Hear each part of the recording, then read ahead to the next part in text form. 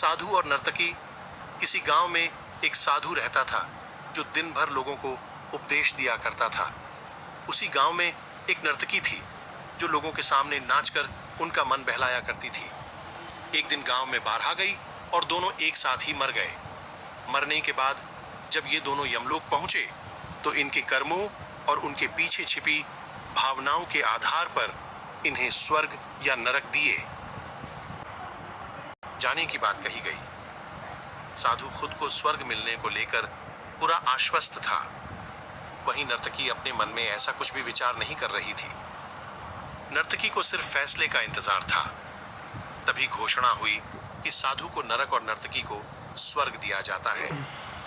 इस फैसले को सुनकर साधु गुस्से से यमराज पर चिल्लाया और क्रोधित होकर पूछा, ये कैसा न्याय है महाराज?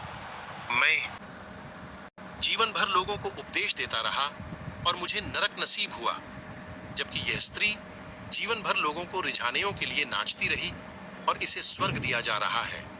ऐसा क्यों?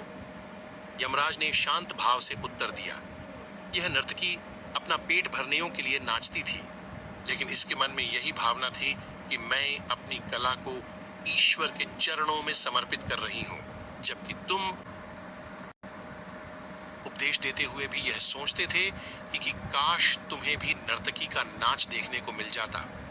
हे साधु, लगता है तुम इस ईश्वर के इस महत्वपूर्ण संदेश को भूल गए कि इंसान के कर्म से अधिक कर्म करने के पीछे की भावनाएं मायने रखती हैं।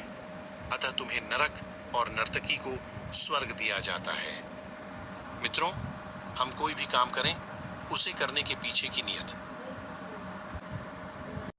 साफ होनी चाहिए, अन्यथा दिखने में भले लगने वाले काम भी हमें पुण्य की जगह पाप का ही भागी बना देंगे।